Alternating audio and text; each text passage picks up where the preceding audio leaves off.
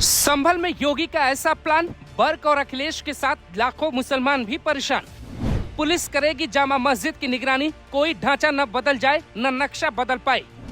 विकास दुबे से शुरू हुई लड़ाई संभल की पुलिस चौकी तक आई, अब आगे का प्लान क्या? 8 साल पुरानी बात है। योगी सत्ता में आए तो उन्हें सीएम की कुर्सी के साथ कई चुनौतियां भी मिली। कहा गया एक संत ऐसे प्रदेश की कमान नहीं संभाल पाएगा जहां माफियाओं और अपराधियों ने प्रदेश को जकड़ रखा हो। समाजवादी पार्टी में इस बात के लिए जश्न मनाया गया कि बीजेपी ने एक हल्के उम्मीदवार को सीएम बनाया। समाजवादी पार्टी ने योगी के खिलाफ कई प्रोपेगेंडा चलाए।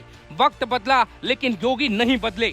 योगी ने यूपी से मंचलों को साफ करने का प्रण लिया। बेटियों की सुरक्षा के लिए सबसे पहले कदम उठाए। हालांकि यूपी बड़ा है और अपराधियों को महसूस हुआ कि अखिलेश यादव की तरह ही योगी भी होंगे, जिनके राज में पुलिस को मारा तो बच जाएंगे।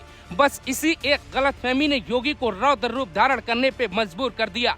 दुनिया जानती है कि विकास दुबे की गाड़ी कैसे पलटी, लेकिन योगी डरने और झुकने को तैयार नहीं हुए। आगे बढ़े, जो भी आया उस पे बुलडोजर चढ़ाकर आगे बढ़ते रहे। हालांकि उनके कार्यकाल के 7.5 साल बाद संभल में एक प्लान बनता है। सर्वे के दौरान योगी की पुलिस को मारेंगे। संभल सांसद जिया उर रहमान बर्क और शाही जामा मस्जिद के सदर जफर अली मिलकर प्लान बनाते। प्लान के मुताबिक हिंसा में अगर हथियार भी उठाना पड़े तो उठाएंगे, लेकिन सर्वे नहीं होने देंगे। घटना वाले दिन योगी अपनी पुलिस से नाराज थे। उन्होंने पूछा कि मेरे रहते दंगा कैसे हुआ। हालांकि योगी को बताया गया कि ये दंगा नहीं, बल्कि आपकी पुलिस पर घेर कर हमला बोला गया है। उसके बाद बाबा का दिमाग ठनक जाता है। वो पुलिस के साथ एसपी डीएम को खुली छूट दे देते। संभल में पत्थरबाजों का विनाश शुरू हो जाता है और उसी दिन एक बहुत बड़ा फैसला लेते। एक 2 मंजिला चौकी संभल की जामा मस्जिद की पड़ोस में योगी ने अपने चौकीदार किस मकसद से बैठाए?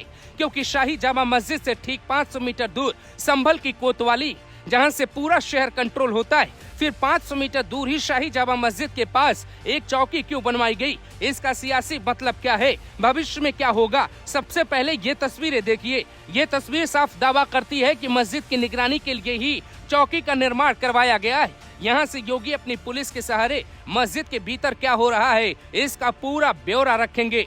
1919 से ही मस्जिद एएसआई के पास थी। इसके बावजूद भी कई बार ढांचे में बदलाव किया गया। मामला अब कोर्ट में है, बदलाव की कोशिश की जा सकती है, इसीलिए निगरानी बेहद जरूरी थी। योगी यूपी के मुख्यमंत्री रहे ना रहे, लेकिन अब चौकी को कोई बंद नहीं करवा सकता। देश में ये शायद पहला मौका है जब कभी पत्थरबाजों के पत्थरों को जमा कर उससे चौकी का निर्माण करवा दिया गया। डीएम और एसपी ने बाकायदे पूजा की। हालांकि हर कोई ये जानने की तलाश में है, जब थाना बेहद नजदीक था तो चौकी का निर्माण क्यों किया गया?